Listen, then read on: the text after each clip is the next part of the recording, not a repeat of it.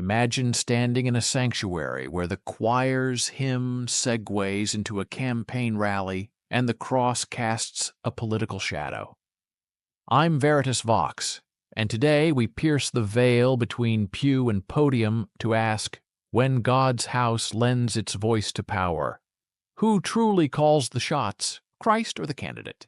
Stay close as we expose how holy fervor can mutate into partisan zeal, and how the pulpit's echo shapes the very soul of a nation. Long ago, prophets warned kings. Now preachers often endorse them. The U.S. saw its first Christian for President flyers in the 1940s. But by the Reagan era, Sunday sermons carried talking points straight from the campaign trail. Megachurches became de facto political action committees. Donor lists swapped for prayer chains, and the offering plate funneled funds not just to missions, but to mobilize voters. This fusion isn't accidental. Religious authority offers moral legitimacy, while politics offers social dominion. A nod from the pulpit can turn a novice politician into a moral crusader, cloaking policy agendas in divine sanction. But what happens when the shepherd trades sheep for sheep's votes, when the kingdom's banner waves alongside campaign flags? Christian nation isn't a historical memory, but a resurgent manifesto. From Europe's Christendom of old to America's city upon a hill, the idea morphs across contexts, imposing biblical law, favoring one faith in public life, or conflating national identity with religious identity. Its theology borrows from Caesar more than Christ. Divine right meets voter mandate. National borders become sacred boundaries. Dissenting voices are cast not as citizens, but as heretics.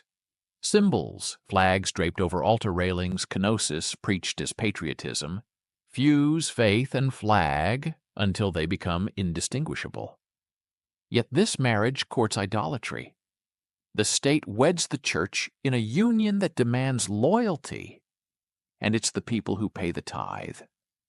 When nationalism proclaims America first under Christ's banner, do we worship a cross or a crown? When pulpit power meets a palace intrigue, verses become missiles, not messages.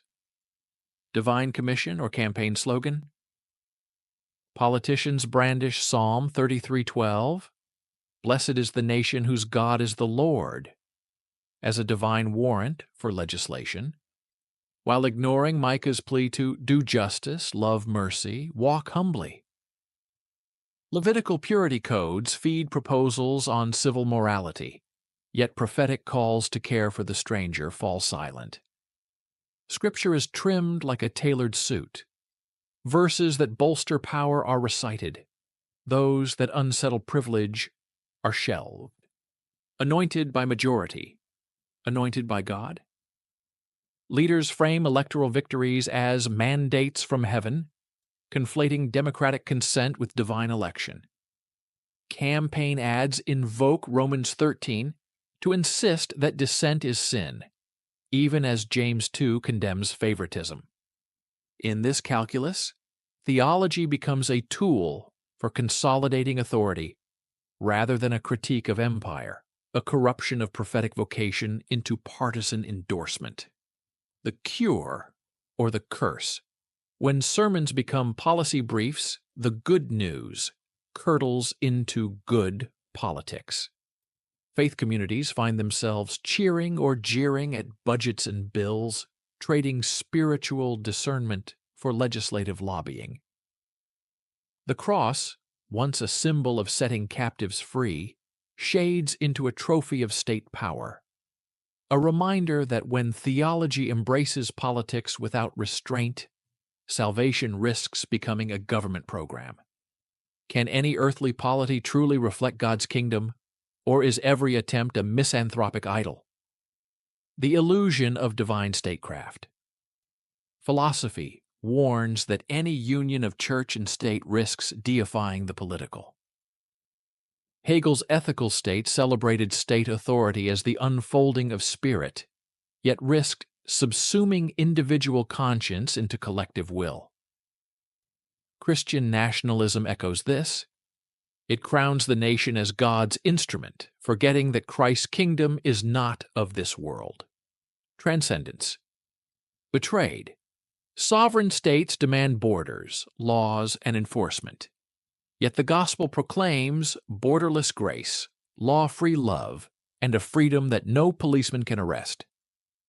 To graft God's kingdom onto a nation is to clip its wings, forcing the infinite into finite frameworks. Any attempt at a Christian state must wrestle with an inherent contradiction. The kingdom flows like water beyond all banks, while the nation demands dams and defenses. The irony of power. Those who seek to protect the church by allying with the state often find the church itself transformed into a guardian of the state. The very power Christians crave, voter blocks, judicial appointments, cultural influence, can become a cage. Once the state is dubbed our protector, the church's prophetic edge dulls into political insulation. In that bargain, transcendence is mortgaged for temporal security. From Constantine's basilicas to modern megachurches, the church has danced with empire, sometimes as prophet, often as partner in power. The Edict of Milan, 313 A.D. Once persecuted and then privileged, Christians traded catacombs for court favor. The cross adorned standards beside the labarum, announcing that empire now marched under Christ. Prophetic critique faded as bishops became barons, and the world's wealth flowed into church coffers rather than hospital wards. The Holy Roman Empire, Charlemagne's coronation at Leo III's hands fused papal blessing with royal authority. The papacy assumed the mantle of kingmaker. Yet Christ's example, washing feet, befriending sinners, gave way to princely splendor. Theology was drafted into bulletins of statecraft, and the shepherd's staff became a scepter. Reformation and nation-building. Luther's protest birthed state churches. Calvin's Geneva disciplined both soul and civic life. The gospel splintered into national confessions, each confession backed by princes' muskets. Prophetic fire lashed moral decay, yet in the end, church buildings rang with civic loyalty as much as with psalms, raising questions. Was the Reformation liberation, or a new form of bondage to the sword? When the pulpit champions policies that betray its own creeds, who speaks for the stranger, the widow, the prisoner? Welfare versus war. Congregations bless contracts for weapons suppliers and cheer on defense budgets, even as Jesus' peace pronouncement, "Blessed are the peacemakers," echoes unheeded. Churches endorse candidates promising tax cuts for the wealthy, while the poor stand in food-line shadows outside their doors. Exclusionary morality. Sermons thunder against abortion, same-sex marriage, or immigration reform, wielding sanctity of life as a cudgel, yet remain silent on capital punishment or systemic injustices. The unborn become priority one, the living neglected. The choir's hymns on justice ring hollow when the sanctuary door closes on refugees. Ecological myopia.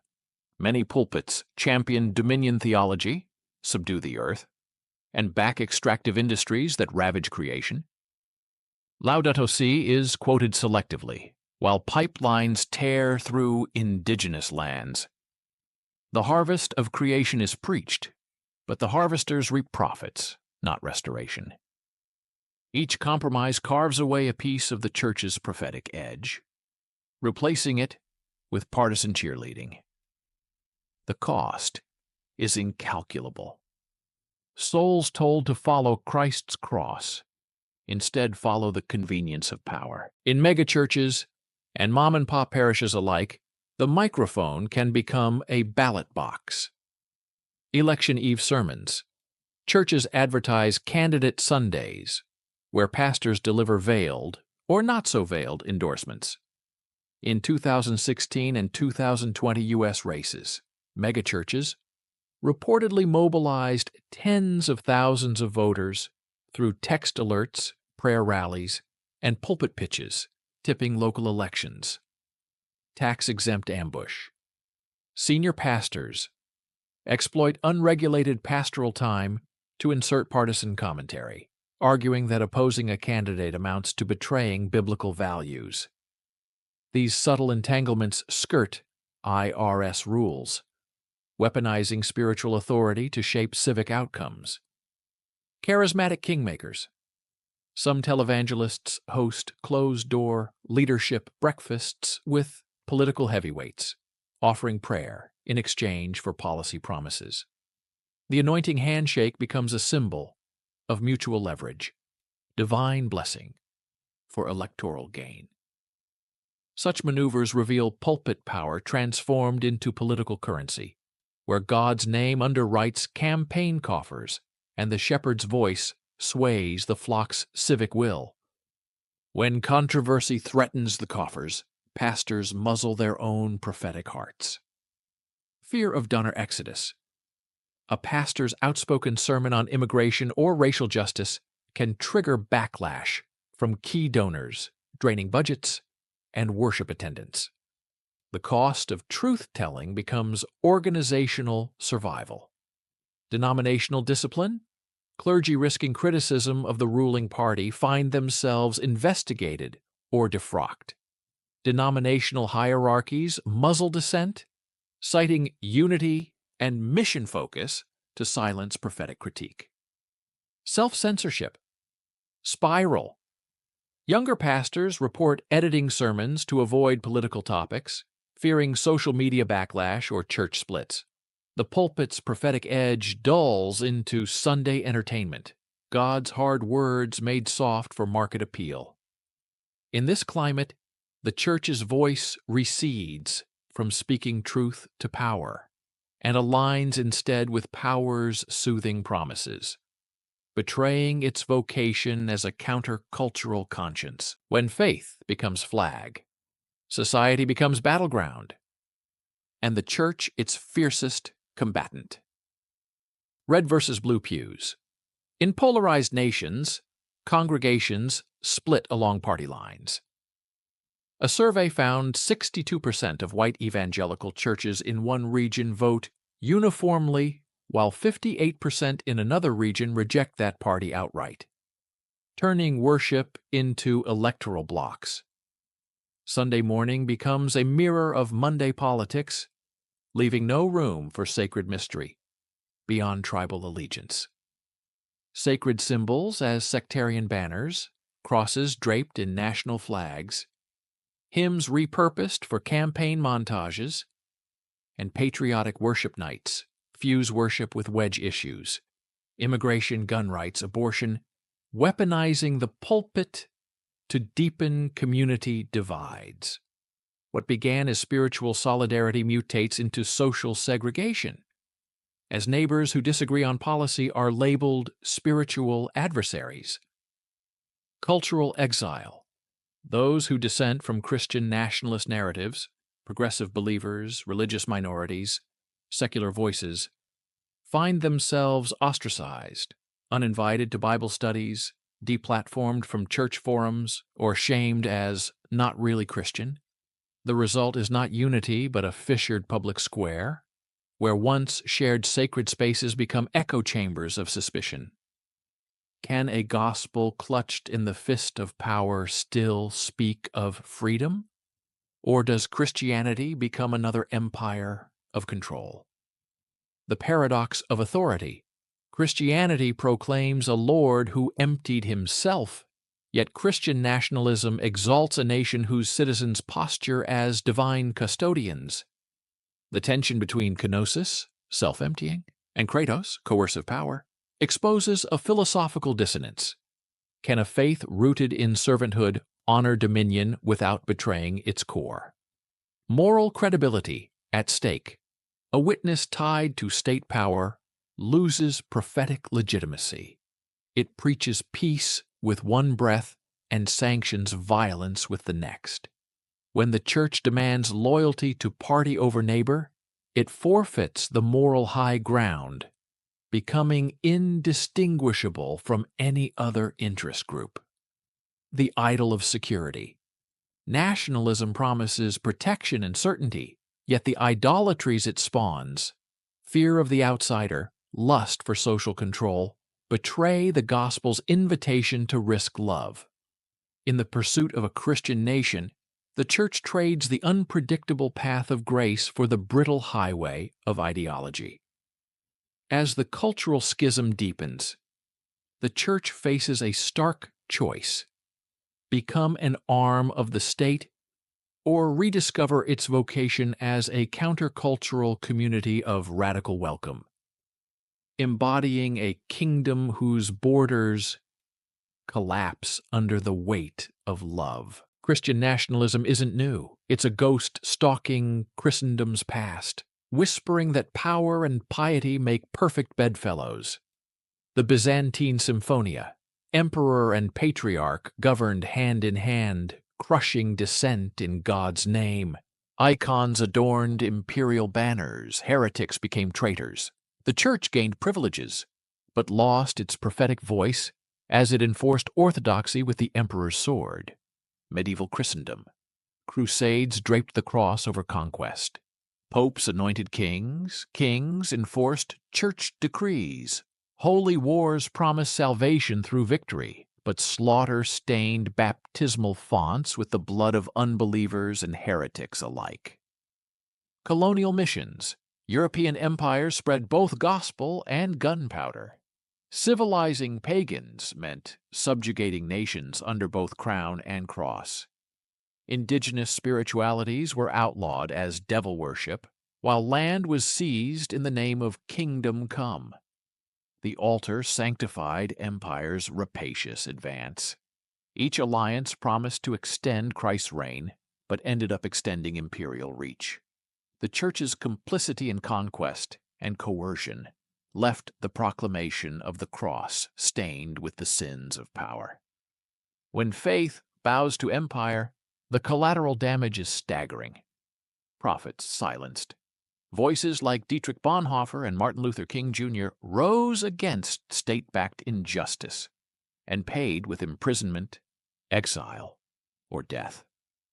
Their prophetic cries revealed that when church leaders cozy to power, dissenters become outcasts, their witness stifled by institutional self-preservation. Communities sacrificed. Native tribes forced to abandon sacred rites. Black congregations denied basic rights.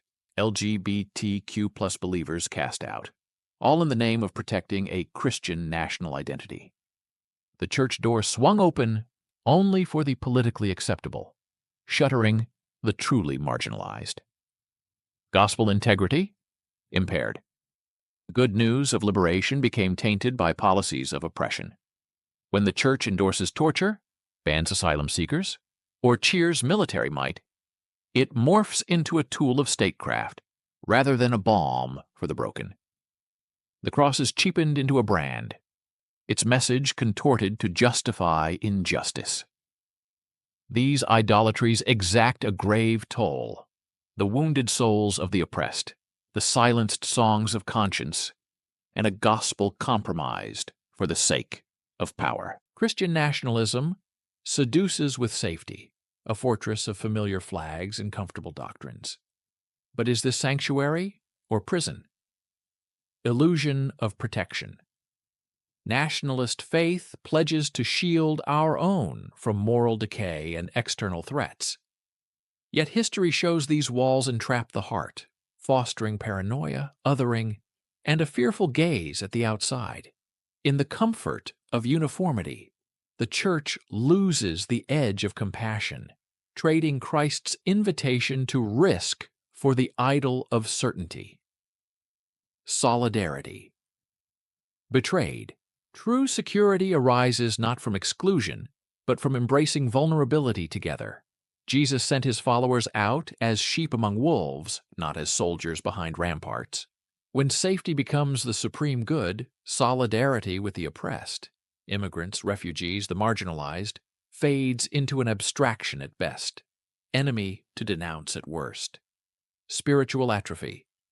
A faith fenced in by nationalism stagnates. Without the challenge of difference, hearts calcify. The prophet's call to seek justice, love mercy, walk humbly, echoes unanswered in empty echo chambers. The church becomes a museum of inherited dogmas, rather than a living body of transformative love. Can a creed penned in political ink witness to an infinite God? The paradox of finitude. A faith that fancies itself unassailable ends up boxing the divine into human borders. If God's love truly transcends every limit, then any fence we erect is a human arrogance masquerading as divine will. The philosophical challenge stands. Boundless love cannot be fenced by votes or vernacular. Witness or wager. Christian nationalism asks believers to wager their souls on a political project. Yet the gospel calls for risk, the risk of loving enemies, of welcoming strangers, of giving away power. When faith is bottled up in ballots, the wager is lost. The soul trades its birthright of freedom for a fool's security. The open horizon. True witness to Christ's boundless love demands an open horizon, where every person is a neighbor, every land sacred ground, and every political loyalty secondary to the gospel's call. To fence faith is to betray its essence. To risk all is to live the gospel in its rawest form. We have seen how the pulpit can become a political arsenal, and the cross a battle standard. Now the ultimate question looms. Will you pledge allegiance to Christ's kingdom or to a nation draped in his colors? Christ's kingdom. A community of the marginalized. Here power is for the powerless. The first are last. Walls fall and barriers break. Loyalty is to the suffering neighbor, not to any flag. Christian nationalism. A community of the chosen. Here power secures privilege. Dissent is treason. Borders define belonging. Loyalty is to the state's ideology, cloaked in sacred rhetoric. Which manifesto will you carry in your marrow? Will you march under the banner of endless welcome, or line up behind the fortress gates of doctrinal comfort? The gospel demands everything or nothing. Choose wisely. Beloved seekers, don't let your faith be weaponized by any candidate or creed. The true rebellion is not against parties or policies, but against every idol that demands our ultimate allegiance. Rebellion of the heart. Embrace neighbors your country fears. Preach mercy where politics preaches fear. Let your conscience, not your campaign manual, guide you. Rebellion of the body. Stand with refugees at borders, not only with compatriots at ballot boxes. Hold hands in prayer with dissenters, not just with donors. I am Veritas Vox. May your faith become a relentless force that shatters walls, dismantles empires of fear, and builds bridges of radical welcome. Go forth, and let no flag ever eclipse the banner of the crucified and risen Christ.